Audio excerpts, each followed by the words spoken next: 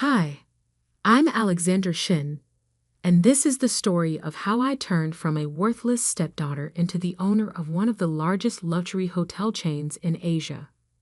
Sometimes the people closest to you can be the ones who underestimate you the most, but success is the sweetest revenge.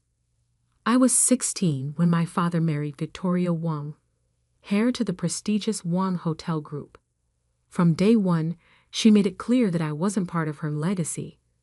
Her daughter, Isabella, who was my age, treated me like a servant rather than a stepsister. "At least now you'll learn the value of hard work," Victoria would say with a smirk. The summer I turned 18, Victoria insisted I earn my keep by working at their flagship hotel in Singapore. Not in management training, like Isabella, but as a busser in their restaurant. "Someone needs to learn humility," she told my father, who merely nodded, too invested in his new marriage to protest. What they didn't know was that I had inherited $50 million from my mother's family when she passed away. I kept it secret, living modestly while investing in tech startups and cryptocurrency. By day, I cleared tables and endured Isabella's taunts. By night, I was building an empire. "Look at her," Isabella would snicker to her friends over breakfast. "Can't even afford designer clothes while working at our hotel." I'd smile quietly, remembering my latest investment that had just tripled in value. The Wang Hotel Group had been struggling for years, stuck in old-fashioned luxury while newer chains innovated. I watched silently as Victoria and Isabella ignored customer complaints, dismissed staff suggestions, and refused to modernize their operations. Every mistake they made, I documented. Every opportunity they missed, I noted. Then came the COVID pandemic. While other hotels adapted with contactless check-ins and enhanced cleaning protocols, the Wang Group floundered. Their occupancy rates plummeted. Victoria blamed everyone but herself, firing loyal employees while Isabella posted poolside photos on Instagram. "This is all temporary," Victoria assured the board. "Our legacy will survive." But I knew better. I had spent 2 years learning every aspect of hotel operations from the ground up, not from a cushioned executive office like Isabella. Through a series of shell companies, I began buying shares in the Wang Group whenever the price dipped. Nobody noticed the quiet accumulation. Victoria was too busy planning Isabella's elaborate 21st birthday party at their half-empty flagship hotel. The party was a garish display of wealth they no longer had. "Alexandra," Victoria called out as I passed with a tray of champagne, "since you're here, make yourself useful and help the serving staff." Isabella's friends giggled, taking photos of me in my service uniform. I served drinks with a smile, knowing what would happen at tomorrow's shareholders' meeting. Through my shell companies, I now owned 45% of the Wang Group. The other major shareholders, frustrated with Victoria's mismanagement, had secretly agreed to sell their shares to me. The next morning, I changed from my usual simple clothes into a tailored Channel suit. When I walked into the shareholders' meeting, Victoria didn't even recognize me at first. Isabella was too busy texting to notice my entrance. "As you all know," Victoria began, her voice strained, "the past 2 years have been challenging. The board has suggested selling the group to a major international chain." She paused, fighting back tears. "While this pains me deeply, we must consider all options to protect our legacy." That's when I stood up. The room fell silent as I walked to the podium. Victoria's face contorted in confusion. "What are you doing here?" "This meeting is for shareholders only." I smiled, pulling out a folder. "Oh, but I am a shareholder, Victoria. In fact," I nodded to my lawyer, who distributed documents to the board members. Through my investment firms, I own 45% of the Wong Hotel Group, and I have agreements to purchase another 30% from other shareholders. Isabella dropped her phone. Victoria grabbed the documents, her hands shaking. This is impossible. You're just a busser? I finished for her. That's where you were wrong. While you were busy protecting your legacy, I was building my own. My net worth currently stands at $2 billion, and I've spent the last 2 years learning this business from the ground up. Something you and Isabella never bothered to do. The room erupted in chaos. Board members whispered urgently, some nodding in approval. Isabella had turned pale, gripping her mother's arm. Victoria stood frozen, the papers trembling in her hands. You see, I continued, my voice steady. I learned something valuable while buzzing tables at your hotel. Success isn't about legacy or status. It's about understanding your business from every angle, respecting your employees, and adapting to change. I pulled up a presentation showing my plans for modernizing the hotel group. I'm prepared to buy out all remaining shareholders at a 20% premium to market price.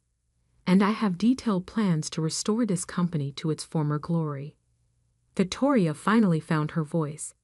Your father won't allow this. He has no say in the matter. I cut her off. Dad may have married into your family, but I built my own empire. Would you like to see my other holdings? I gestured to my assistant, who distributed more documents. Isabella had started crying, mascara running down her cheeks. All those times she'd mocked my simple clothes and starter car, she'd never imagined I was worth more than their entire family combined. The board voted unanimously to accept my offer. In one morning, I had become the majority owner of the Wong Hotel Group. As shell-shocked board members filed out, I turned to Victoria and Isabella. Don't worry, I said softly. I won't fire you immediately. In fact, I think it's time you both learned the business from the ground up. Isabella, you can start by buzzing tables tomorrow. Victoria, housekeeping needs help on the 3rd floor. Victoria and Isabella showed up the next morning looking like they'd aged years overnight. Isabella's designer outfit had been replaced with the standard staff uniform. Her perfectly manicured nails, now hidden beneath rubber gloves. This is illegal, Victoria sputtered as she watched Isabella awkwardly handle a bus tub. You can't demob us like this. We'll sue. I smiled, remembering all the times they'd forced me to work double shifts. Actually, I can. The board has given me complete control over staffing decisions. But don't worry. Unlike you, I believe in fair treatment. You'll both receive the standard employee wage, plus tips. The news of my takeover spread through the hotel industry like wildfire. Techich Bilionare reveals security INTITY hotel chain. The headline screamed. My phone exploded with calls from business journalists wanting to know how the hidden heiress had pulled off such a spectacular coup. But I wasn't interested in publicity. I had work to do. The first month was chaos. Victoria tried to sabotage operations by encouraging loyal employees to quit. Instead, they came to me with recordings of her attempts. We've waited years for someone to fix this place, my former supervisor told me. We're on your side. Isabella lasted 3 days as a busser before having a meltdown in the middle of the lunch rush. I can't do this, she screamed, throwing down her towel. Do you know who I am? Yes, I replied calmly, helping a startled guest with their water. You're an employee who just abandoned their station. That's grounds for immediate termination. Would you like to reconsider your actions? She stayed, But her Instagram posts changed dramatically. Gone were the poolside photoshoots and champagne brunches. Now she posted about learning humility and understanding the value of hard work. Her followers ate it up, calling her inspirational. Meanwhile, I began implementing changes I dreamed up during those long nights clearing tables. We introduced mobile check-in, upgraded our sustainability practices, and revamped our customer service protocols. Every employee, from housekeeping to management, received comprehensive training and better benefits. "You're going to bankrupt us with these expenses," Victoria warned during a staff meeting, her housekeeping uniform wrinkled from actually cleaning rooms. "Strange," I replied, pulling up our financial reports. Our occupancy rates have increased 40% since implementing these changes. Customer satisfaction scores are at an all-time high. Care to explain why treating employees well and modernizing our services is bad for business? She had no answer. 3 months into my ownership, my father finally worked up the courage to visit. He found me in my office, my former break room that I'd converted into a modern command center. "Alexandra," he began, looking older than I remembered. I didn't know." "That's the problem, Dad," I said, not looking up from my laptop. "You never bothered to know anything about me. Too busy with your new family to notice your daughter was building an empire." He sank into a chair, his shoulders slumping. "When your mother died, I was lost. Victoria seemed like a way to give you a new family, a stable future. I never imagined that I didn't need your help," I finished. "That I could succeed without you, or that your new wife would treat your daughter like a servant." Tears filled his eyes. "I failed you. Completely and utterly failed you."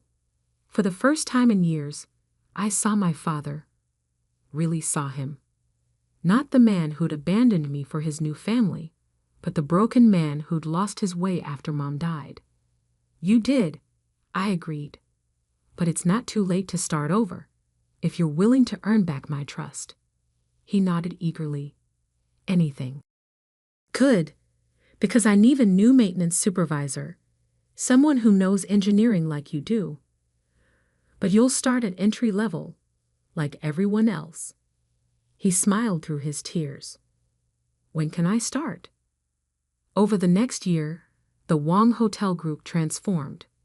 We expanded sustainably, acquiring struggling boutique hotels and modernizing them while preserving their unique character. Our employee satisfaction scores soared, and turnover dropped to industry-leading lows. Victoria eventually quit, unable to handle taking orders from her former stepdaughter. Last I heard, she's living in a modest apartment, writing a memoir about losing it all. Isabella, surprisingly, stuck it out. She worked her way up from bussing tables to restaurant management, earning every promotion through actual merit. As for my father, he thrived in maintenance. The staff loved him, and he seemed happier with a wrench in his hand than he ever had in a business suit. We started having weekly lunches, rebuilding our relationship one conversation at a time. One evening, as I was leaving the office, I found Isabella waiting by my car. "I never thanked you," she said quietly. "For what?" "For showing me what real strength looks like. I was so obsessed with status and image that I never learned what matters. You could have fired us all, but instead, you taught us." I studied my stepsister, seeing her clearly for the first time. The entitled princess was gone, replaced by someone who finally understood the value of hard work. "We're opening a new property in Bali," I said. "They need an experienced restaurant manager. Interested?" Her eyes widened. "Really? After everything?" "Everyone deserves a second chance, even spoiled stepsisters." She laughed. then grew serious. Can I ask you something? All those days you spent busying tables, dealing with our abuse. How did you stay so calm? I smiled, remembering those long days and longer nights. Because I knew something you didn't. Success isn't about being born into the right family or having the right name. It's about working smart, staying humble, and never letting anyone else define your worth. Today, the Wang Hotel Group is worth 5 times what it was when I bought it. Our properties consistently rank among the world's best, known for both luxury and conscience. Dad runs our maintenance training program, teaching new hires the value of doing things right. Isabella has turned our Bali property into a destination restaurant scene. Sometimes, during quiet moments, I visit our flagship hotel's restaurant. I watch the busy staff clearing tables and serving guests, remembering my own days doing the same work. Occasionally, new employees ask why the CEO insists on having lunch in the staff room instead of the executive dining room. Because, I tell them, the best view of a business isn't from the top, it's from the ground floor. Last week, I received an invitation to speak at business school about my journey from busser to billionaire. The event will be held at our flagship hotel. Victoria has requested a ticket to attend. I approved her request and added a note. Dress code is business casual. But don't worry, if you can't afford designer clothes, we provide uniforms. After all, success isn't just about making money. Sometimes, it's about teaching the people who once looked down on you to look up, way up.